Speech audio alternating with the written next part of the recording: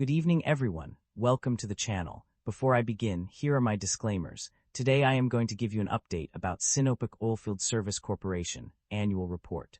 Sinopec Oilfield Service Corporation provides a wide range of services and businesses to support the oil and gas industry in China. At its core, the company offers integrated petroleum engineering and oilfield technical services through 5 main segments.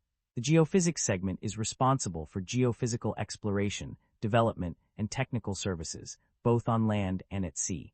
This includes terrestrial and marine geophysical surveys to identify potential oil and gas reserves. In addition to geophysics, Sinopec Oilfield Service Corporation also provides drilling engineering services, including design, construction, and equipment supply for both land and ocean drilling operations. The company's logging and mud logging segment offers technical services for wellbore exploration, monitoring, and evaluation, as well as data collection and interpretation. The special downhole operations segment is focused on oil engineering technical and construction services, including testing, repair, and enhancement of existing wells. This includes activities such as lateral drilling, fracturing, acidizing, and oil assignments. Finally, the engineering construction segment provides comprehensive services for the development of onshore and offshore oil and gas fields, including feasibility studies, design, procurement, and construction. The company also offers manufacturing services for pressure vessels and engages in a range of other projects, including LNG, coal chemical engineering, geothermal utilization, energy saving, and municipal infrastructure development. Overall, Sinopec Oilfield Service Corporation is a leading provider of oilfield services and engineering solutions in China, with a broad range of capabilities to support the country's growing oil and gas industry. Sinopec Oilfield Service Corporation trades at an unknown price-to-earnings ratio of 26 times and an unknown price-to-book ratio of 1.82 times relative within the industry. While the stock does not screen as absolutely cheap, mixed valuation signals relative to industry peers prevent a definitive conclusion. With the broader industry trading at lower valuation levels, this may reflect transitional pricing dynamics rather than clear mispricing, warranting further analysis of earnings quality, growth sustainability, and balance sheet strength. The company exhibits a very high leverage profile, with liabilities accounting for 89% of total assets. This elevated debt level warrants heightened caution, as it may limit the company financial flexibility and increase risk during economic stress. We have to further examine the industry and the nature of the business to determine if they justify the current valuation. Average liabilities have increased over the past 5 years, which is normal for a growing company. Asset and equity growth have outpaced liabilities, suggesting balanced and healthy expansion. Shareholder equity has expanded consistently over the past 5 years, with growth supported by rising operating income. This suggests the company is profitable and financially sustainable. The share count has remained broadly unchanged, indicating no significant dilution or buyback activity over the past 5 years. The income statement shows that the company have been growing its revenue annually, and the operating income have been increasing. This shows that the business model works and the business is expanding. The primary drivers of revenue growth or decline are multifaceted and influenced by various factors. On the growth side, engineering and construction services have seen a significant increase in revenue, with a year-on-year growth rate of 15.9%. International business has also contributed to revenue growth, with a 10.5% year-on-year increase. The logging segment has experienced a notable surge, with a 23% increase in revenue. On the other hand, revenue decline is attributed to several factors. International oil price volatility and a decrease in newly signed contracts in domestic external markets have led to a minus 0.5% decrease in revenue from 2024 to 2025. The geophysics segment has declined by 2.7%, while the drilling engineering segment has seen a more substantial decline of 10.1%. Additionally, the special downhole operations segment is expected to experience a significant decline in revenue. The drivers of revenue growth are largely driven by new business wins and market consolidation. Notably, the company won a bid for Total's general contracting project in Iraq, which contributed significantly to revenue growth. The consolidation of high-quality and large-scale markets such as CNPC, CNOOC, and Pipe China has also played a crucial role in driving revenue growth. In contrast, the drivers of revenue decline are primarily related to market conditions and contract signings.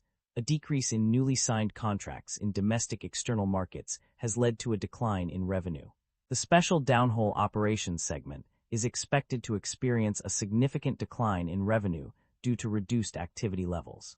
The net income of the company experienced a contradictory change from 2024 to 2025. While it increased by 4.3% according to one statement, it actually decreased by 58.1% as per another report. However, the latter seems more accurate and specific. On the other hand, profit margins showed a slight improvement. The net profit margin remained unchanged at 4.3%, while the operating profit margin increased from 18.5% in 2024 to 18.6% in 2025. Additionally, the net income margin rose from 0.78% in 2024 to 0.82% in 2025. The reasons behind these changes are multifaceted. Extraordinary gain and loss items played a significant role in altering the company's financial performance. Furthermore, the global demand for crude oil is expected to remain stable, but the increasing supply and approaching peak demand have put downward pressure on oil prices, affecting the company's net income. The company's financial performance has shown a significant improvement in its ability to generate cash from its core operations. According to the latest figures, the net cash generated from operating activities has increased by RMB 3.55 billion year-over-year, reaching a substantial RMB 6.65 billion. This notable increase indicates that the company is successfully converting its profits into cash, which is a crucial aspect of any business's financial health. This positive trend in operating cash flow suggests that the company's management is effectively optimizing its operations and managing its working capital efficiently. The ability to generate significant amounts of cash from core activities is essential for investing in growth initiatives, paying off debts, and returning value to shareholders. As a result, this development bodes well for the company's future prospects and provides confidence in its financial stability. The company's debt level has undergone significant changes in the past year. While total liabilities have decreased by RMB 702 million, non-current liabilities and long-term borrowings have increased substantially. Non-current liabilities have risen by RMB 0.19 billion, with long-term borrowings increasing from RMB 304 million to RMB 0.45 billion. In terms of interest expenses, the company has seen a mixed trend. Interest expenses as a percentage of total expenses remain high at 76.9%, but interest expense on borrowings wholly repayable within 5 years has decreased for Sinopec Group and its subsidiaries by RMB 100.8 billion. However, this decrease is offset by an increase in interest expense on borrowings from third parties and other financial institutions by RMB 78.3 billion. Financial expenses, which include interest expenses, have also increased from RMB 653 million to RMB 826 million. Overall, while there are some positive trends in the company's debt level and interest expenses, the increases in non-current liabilities and long-term borrowings suggest that the company may still be carrying a significant amount of debt. The performance of various segments in the industry has been analyzed, revealing both strong and weak areas. On the positive side, drilling engineering, logging and downhole engineering, special geophysics, logging, and special drilling and mud downhole engineering have shown impressive results. These segments have demonstrated their capabilities and efficiency in meeting the demands of the industry. On the other hand, some segments have underperformed, unallocated/eliminated, and geophysics have struggled to keep pace with expectations. Despite efforts to improve, these areas continue to lag behind, indicating a need for further investment and innovation. Overall, the performance of different segments highlights opportunities for growth and improvement in certain areas, while others demonstrate their strengths and potential for continued success. Management is emphasizing the importance of technological innovation and resource optimization to improve profitability. This includes focusing on emerging businesses such as digital twins and artificial intelligence applications, which are expected to drive growth. To achieve this, management plans to promote the application of new technologies, including digital and intelligent empowerment, while optimizing core resources and controlling costs. In addition to these efforts, management is also committed to investing in major core equipment and technology to support the company's strategic objectives. This multifaceted approach aims to position the company for long-term success by leveraging technological advancements and operational efficiency. The company's financial performance for the year 2025 reveals a notable trend regarding its distribution of profits. According to the provided information, one key aspect stands out. The company has chosen not to pay dividends to its shareholders. This decision suggests that the company is prioritizing other uses of its profits, such as reinvestment in the business or debt repayment. The absence of dividend payments may be a deliberate strategy aimed at conserving cash reserves and maintaining financial flexibility.